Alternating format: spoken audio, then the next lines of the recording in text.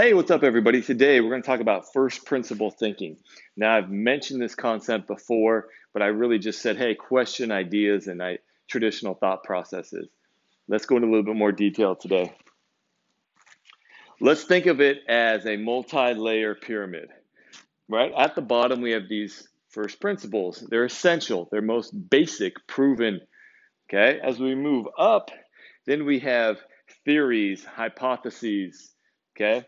And then as we move up even more, right, it's really like conjecture, which is an incomplete hypothesis. But we still have to start somewhere with the hypothesis if we're going to create new ideas, because we have ideas and opinions at the very top.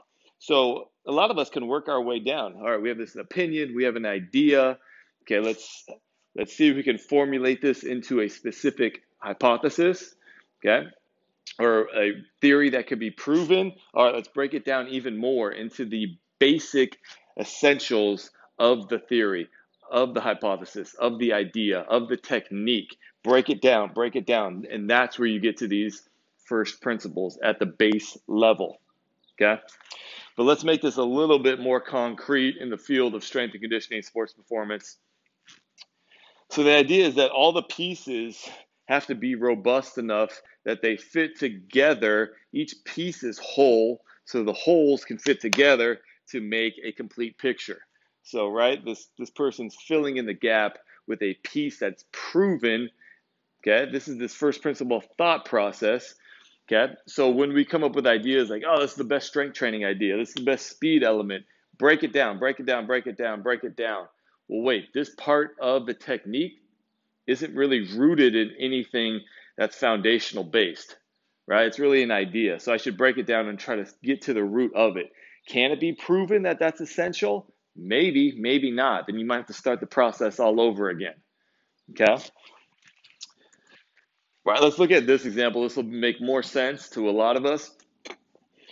Okay, let's just say you have a fruit tree, you have an apple tree. You go there and you just take the apple and you eat it. Oh, that's good. That's a good apple. But if it's first principle thinking, you got to take things back. You're like, wait, that apple grew from a branch. How did the branch formulate? Well, it came from this trunk, or these branches from a trunk.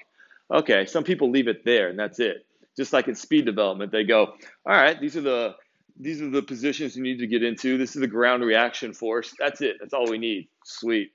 Okay, but you need to take it further because there's actually roots.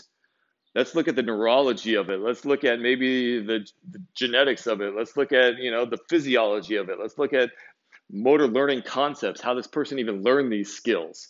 That's getting deeper, deeper, deeper into the roots. Okay, there's too many people in this field that they just take apples and they start eating them. They go, oh, this is a cool drill. It must do something for strength and power. And they start replicating a drill on Instagram.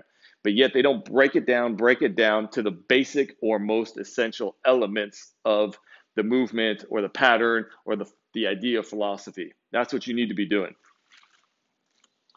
Because when you do that, you have tremendous benefits. Okay, innovation, right? We should be able to come up with new processes, new ideas. We don't need to only do the same techniques that the Soviets did in the 70s. Like, we're past that. We can come up with greater understanding. We can come up with new ideas that have never been invented before, discussed before.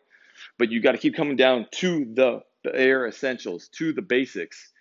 Do those even make sense? Does the base of the pyramid even hold? Is it a foundation that can hold the weight of the theory and the ideas?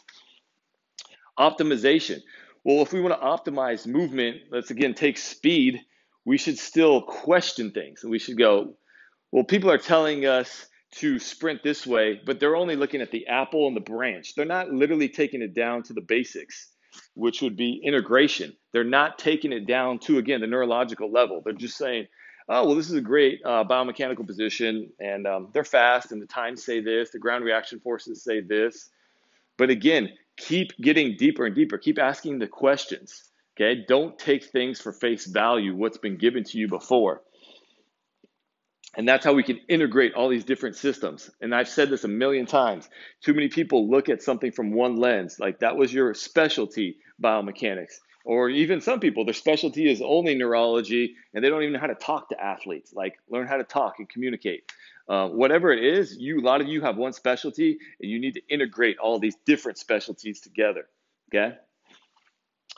Dissemination of information on two levels. One, with us, our peers, our coaching staff, right? We should be able to communicate this to upcoming youth coaches, younger coaches coming up in the field.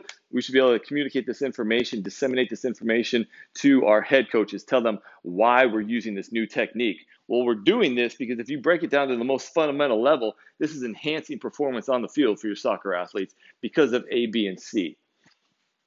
And then the second piece of dissemination is communicating it to your athletes themselves. So you've come up with these great ideas that are being rooted all the way down to the bottom in terms of their very basic and essential principles. But now let's communicate those, work our way back up a little bit, maybe find a way to communicate these to the athletes themselves. Okay, so this presentation goes hand in hand with the one I said where you question everything. But now, why do you question it? How do you question it? Conjecture is super important where you're having ideas and thought processes and you're creating your own hypothesis. It's incomplete sometimes, so then you got to keep getting down to the root of it. Okay, where are my holes? How can I fill in these gaps? Because there's usually holes to the system from what I've seen in our field of sports performance and strength and conditioning. And most people just take a blind eye to it and they're just like, oh, I'm not going to worry about this because I'm an expert on this. Okay? Hopefully that made sense, made you think outside the box a little bit. Literally, this is applied to billionaires as well as elite performance coaches in our field.